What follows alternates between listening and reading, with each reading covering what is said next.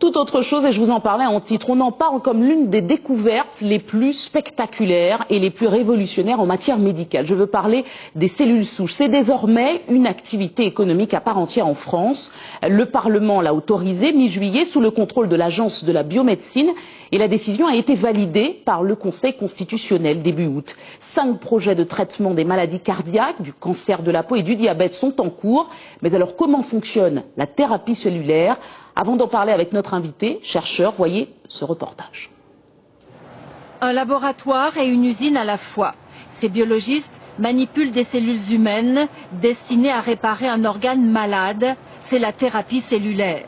Pratiquée ici pour la première fois à l'échelle industrielle. Avec ce laboratoire public de 80 millions d'euros, la France part à la conquête de la médecine de demain. Le marché de la thérapie cellulaire est un marché en pleine émergence. C'est une réserve de croissance considérable. Il progresse de 20 à 40% par an. Si on veut être le leader demain, il faut investir aujourd'hui. En effet, de 500 millions d'euros en 2012, le marché de la thérapie cellulaire devrait grimper à 5 milliards en 2015, 10 milliards en 2020. Ici, on fait du sur-mesure. Le principe est de guérir un malade avec ses propres cellules.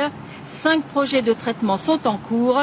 Ils concernent les maladies cardiaques, le cancer de la peau ou encore le diabète.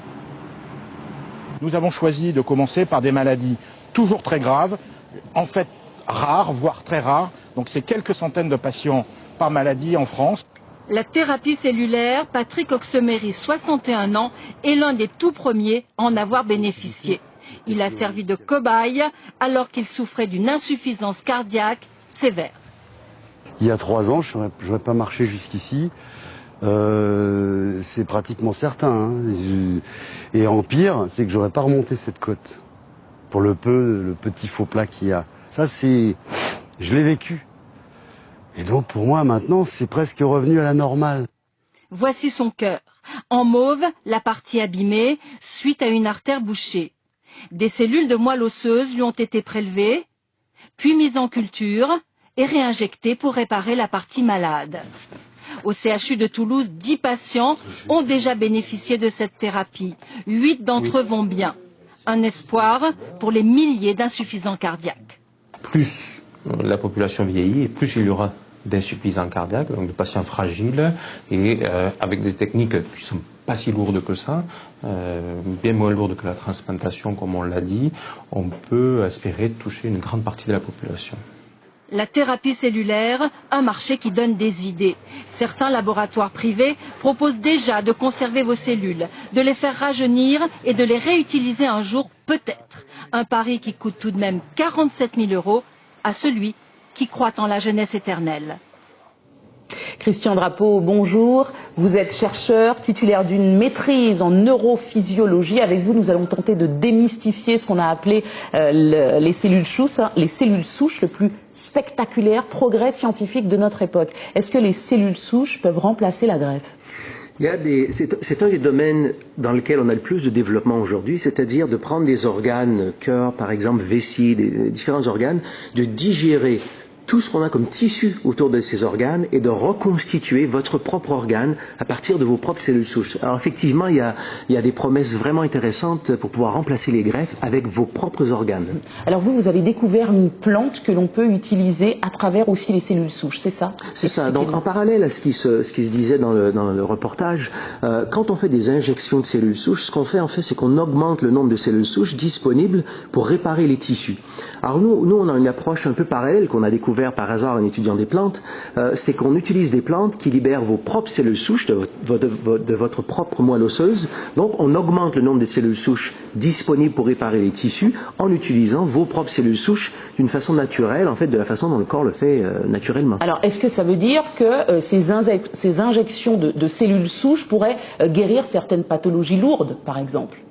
Ah, tout à fait. Il faut voir qu'il y a énormément de développement qui s'est fait dans le domaine au cours des 10 dernières années et différentes controverses sur les cellules souches embryonnaires. On peut porter ombrage à tout ça, mais il y a plusieurs équipes dans le monde qui utilisent déjà les cellules souches adultes depuis plusieurs années avec des résultats intéressants en termes de infarctus du myocarde, cardiomyopathie générale, diabète, différents problèmes. Mais vous, personnellement, au cours de votre étude, vous avez fait des découvertes majeures et révolutionnaires peut-être ? On a découvert différentes plantes comme ça qui ont un effet au niveau des cellules souches, en libérant les cellules souches, en facilitant leur migration au niveau des tissus, et on a des résultats comparables à ce que d'autres équipes ont obtenu par injection, c'est-à-dire justement des améliorations vraiment marquées en cas de cardiomyopathie, par exemple. Oui. Des gens qui étaient sur des listes de transplantation cardiaque et puis 2-3 mois après se retrouvent avec des vies tout à fait normales. Mais alors pourquoi la pharmacopée française a pris autant de temps pour permettre justement une activité économique réelle, comme on l'a dit au mois d'août? Pourquoi autant de temps si c'est vraiment vérifié? Oui, c'est une question qui est assez complexe parce que il y a différents éléments. Premièrement, c'est une explosion dans le monde de la médecine. Je pense qu'on n'a jamais vu quelque chose de pareil.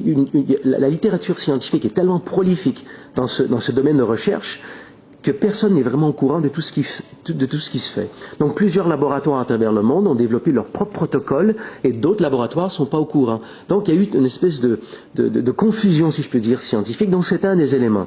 Autre élément, c'est une approche qui n'est pas, je dirais, guidée par le diagnostic. C'est pas guidé par un Parkinson ou un Alzheimer ou un diabète, c'est guidé par un phénomène physiologique du rôle des cellules souches dans le corps. Donc du coup, ça rentre pas bien dans la conception médicale traditionnelle. Donc il y a différents éléments qui ont fait en sorte que ça a tardé un peu à démarrer, mais c'est déjà utilisé depuis plusieurs années. Vous organisez une conférence dimanche. Dimanche, ici à Madiana en Martinique et en Guadeloupe samedi, justement sur tous ces sujets.